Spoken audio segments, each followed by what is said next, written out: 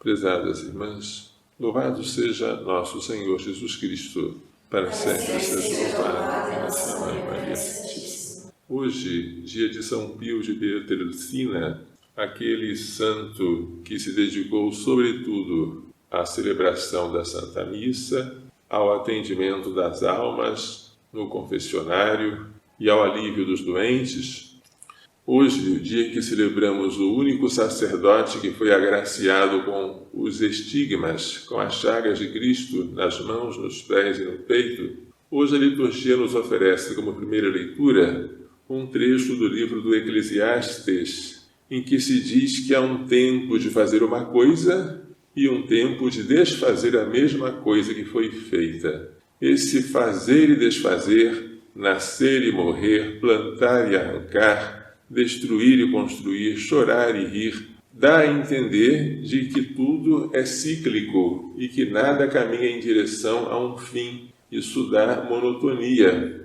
Mas as coisas que Deus fez são boas no tempo oportuno. Deus dispôs que elas fossem permanentes. No entanto, o homem jamais chega a conhecer o princípio e o fim da ação que Deus realiza. A aparência é de um trabalho sem sentido, mas Deus é que conhece o sentido. Como viver sem desesperar-se?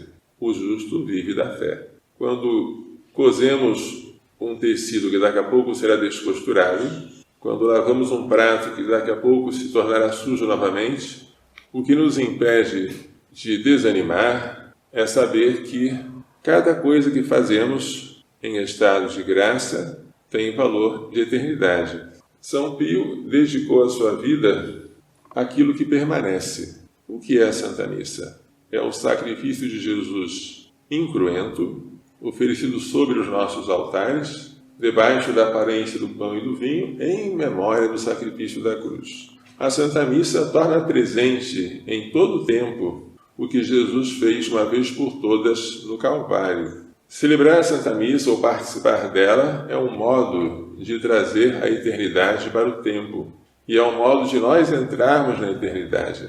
Por isso, a celebração eucarística, longe de ser uma perda de tempo, é uma glorificação do tempo que passa a ter valor eterno.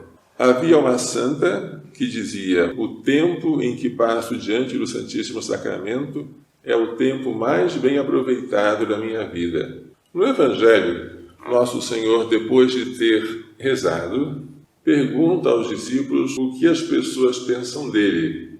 O povo está com opinião dividida. Então Jesus pergunta aos discípulos: e vós, que dizeis que eu sou? E Pedro responde no seu ímpeto: o Cristo de Deus. A resposta está certa, mas Jesus proíbe que se propague o que ele falou, porque poderia dar origem a mal-entendidos. O Cristo de Deus poderia dar a impressão de que Jesus veio com o poder político de libertar Israel dos romanos pela força das armas. E não é isso que Jesus veio fazer. Ele é o Cristo de Deus, mas veio aqui para libertar pelo seu sofrimento e pelo seu sacrifício.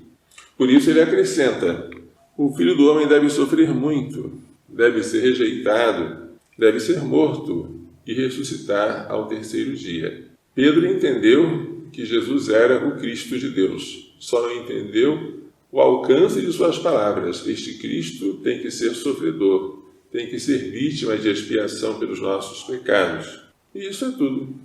Havia um padre aqui na Diocese de Anápolis, um padre franciscano, que causava minha admiração, porque todas as coisas que nós falávamos, ele reconduzia para a missa. Se alguém falava de algum assunto, ou de algum problema, ou da catequese, ele dizia com aquele sotaque norte-americano que todas as coisas se resumiam em que Jesus se entregou por nós. E ele está renovando essa oferta por nós em cada missa de que nós participamos. Aquele padre descobriu o tesouro escondido e a alegria dele era tamanha que ele não conseguia deixar de falar sobre isso.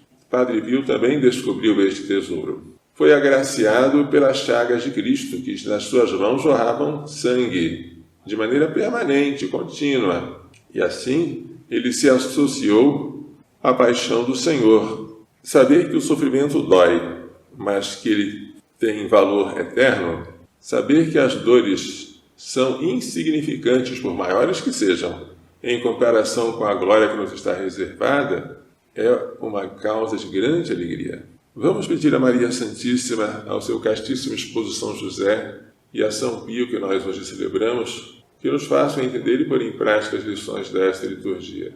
Louvado seja nosso Senhor Jesus Cristo. Para sempre seja louvado, e nossa Mãe Maria Santíssima.